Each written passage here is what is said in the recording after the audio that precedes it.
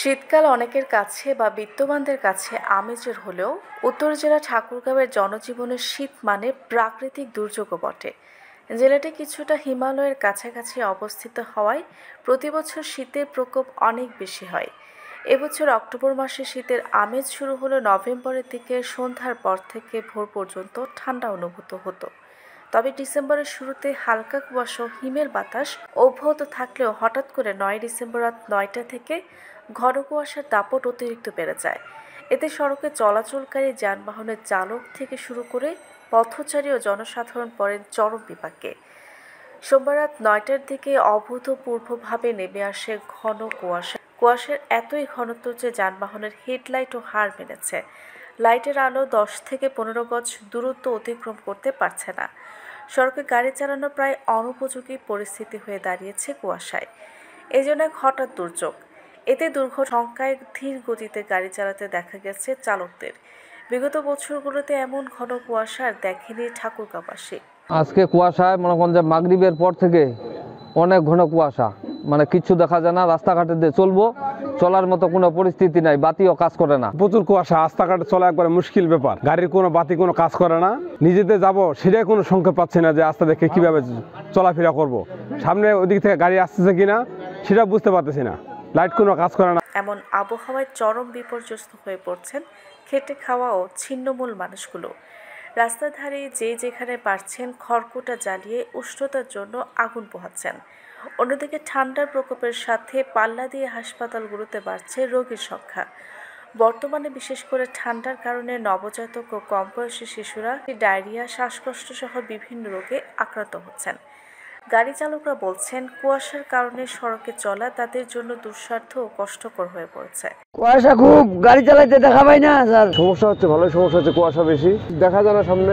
এছাড়া আগামী দিনগুলোতে আরও কুয়াশা ও শীত বাড়ার আশঙ্কার কথা জানিয়ে স্থানীয়রা সরকার সহ সমাজের বিত্তবানদের ছিন্নমূল মানুষের পাশে দাঁড়ানোর কথা জানান। সাড়ে ৯টা-১০টার দিকে হঠাৎ করে দেখি যে কুয়াশা ঝুপ করে নেমে পড়লো। আর এই কুয়াশা এতটাই প্রকোপ যে কুয়াশার সাথে মৃদু হাওয়া যাচ্ছে। এই হাওয়াটাও পুরো হাড় কাঁপানো একটা শীত অনুভূত হচ্ছে। আসলে আমরা যারা নিম্ন আয়ের মানুষদের দেখছি তারা প্রচুর বিপাকে আছে, এবং কি আমরা যারা মধ্যবিত্ত মানুষ রয়েছি তারাও আমরা প্রচণ্ড বিপাকে রয়েছি। এবছরে আজকে আমি প্রথম দেখছি যে এরকম শীত যাচ্ছে। সেটা তো দেখে বোঝাই যাচ্ছে যে এত তাড়াতাড়ি যেহেতু এতটাই শীত নামছে, আগামীতে শীত আরও হয়তো বাড়বে আমাদের ঠাকুর। আসলে তো আজকে যে ঠাকুরগাঁয়ের কুয়াশা, এটা তো মানে কল্পনা করা যায় না। আমি গ্রামে গেছিলাম, গ্রামের কাছে আমার একটু সালিশ ছিল, সালিশের জন্য গেছিলাম। আমি বের হয়েছি তখন কুয়াশা পাইনি। আমার বাজার একটা পার হয়ে তারপর দেখতেছি আর গাড়ি চালানো যায় না। আমি 5 কিলো স্পিডে এই টোটাল রাস্তাটা আসলাম।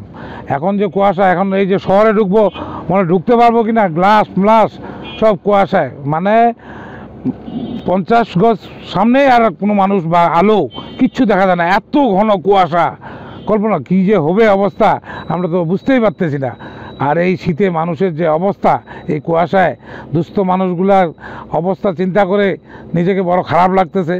এদের পাশে আসলে দাঁড়ানো এই সময় উচিত। মানুষ খেতে পারুক আর না পারুক, কিন্তু এই শীতের জন্য কি অবস্থা হবে মানুষের চিন্তা করা যায় না।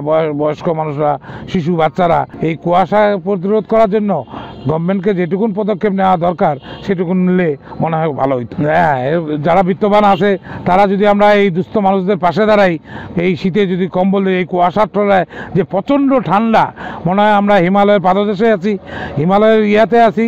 কাজে এই কুয়াশায় আমরা যারা বিত্তবান আছি, সচ্ছল মানুষ আছি, তারা যেন আমরা এই দুস্থ মানুষের পাশে দাঁড়াইতে পারি। ঠাকুরগাঁও জেলার সদর হাসপাতালটি 250 শয্যা বিশিষ্ট হলেও প্রতিনিয়ত প্রায় 400 থেকে 500 জনের উপরে রোগী ভর্তি থাকেন। সচরাচর শীতের সময় রোগীর বেশি চাপ থাকে, তবে এবার আগের মতোই রোগীর চাপ থাকলেও বর্তমানে বিশেষ করে ঠান্ডাজনিত রোগীর সংখ্যাই বেশি।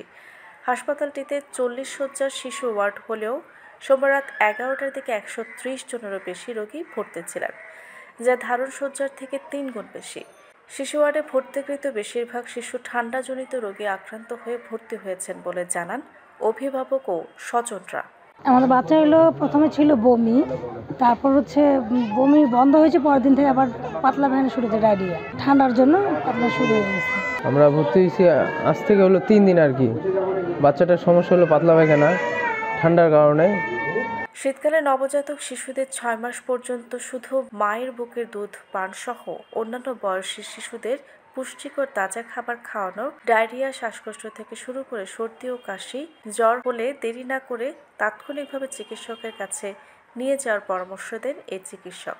জানেন যে বর্তমানে ডিসেম্বর মাস চলছে, সারা দেশের মতো আমাদের ঠাকুরগাঁ, যেটা আমাদের উত্তরের জনপদ, এখানেও শীতের প্রকোপ অনেক বেশি। তো শীতকালীন যেসব রোগী আসে, আমরা এরই মধ্যে আমাদের 250 শয্যাবিষ্ট জেনারেল হাসপাতাল ঠাকুরগাঁয় শিশু ওয়ার্ডে সেসব রোগী পাচ্ছি।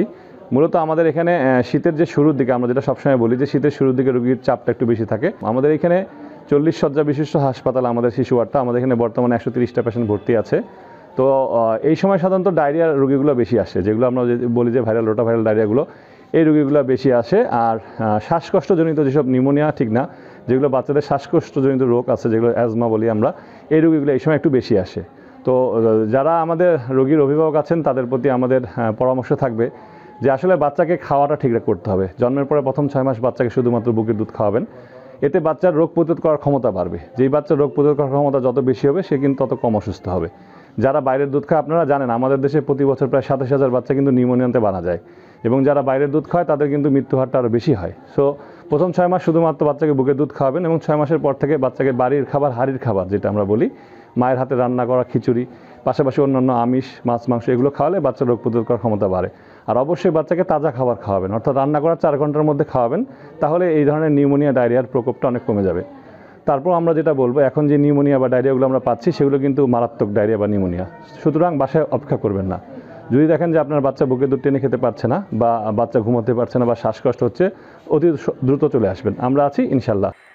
ঠাকুরগাঁওয়ে বর্তমানে সর্বনিম্ন 12 ডিগ্রি ও সর্বোচ্চ 24 ডিগ্রি সেলসিয়াস তাপমাত্রা ওঠানামা করছে। দিন দিন তাপমাত্রা আরও কমতে পারে। এতে কৃষিক্ষেত্র বিপর্যয়ের আশঙ্কা করছেন কৃষকরা।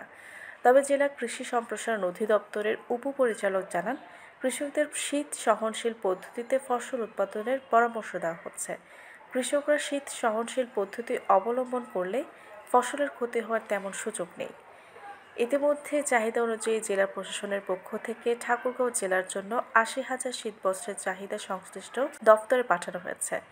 সেগুলো পেলে তা দ্রুত বিতরণ করা হবে বলে জানান জেলা প্রশাসক। গত 12 সেপ্টেম্বর জেলা প্রশাসক হিসেবে আমি এই ঠাকুরগাঁও জেলায় দায়িত্ব পালন করতে এসেছি।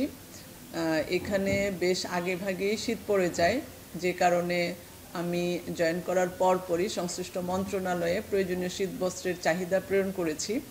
ইতোমধ্যে বিভিন্ন বেসরকারি সংস্থা থেকে এবং মন্ত্রণালয় থেকেও আমাদের কাছে কিছু শীতবস্ত্র পাঠানো হয়েছে।